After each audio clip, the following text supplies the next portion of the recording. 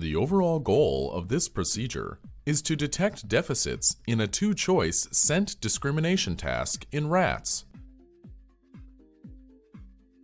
This is accomplished by first habituating the rats to the training and testing materials.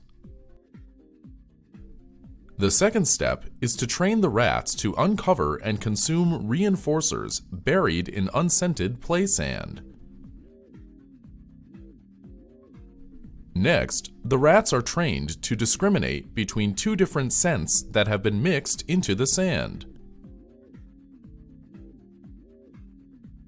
The final step is to test the rats on a series of two-choice scent discriminations.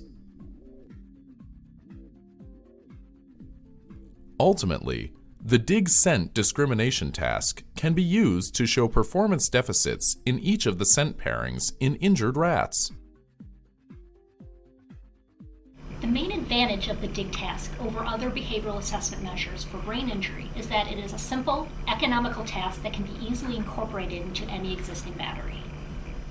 The implications of this task extend toward therapy for traumatic brain injury because it evaluates cognitive dysfunction, which is one of the most pervasive deficits following brain injury.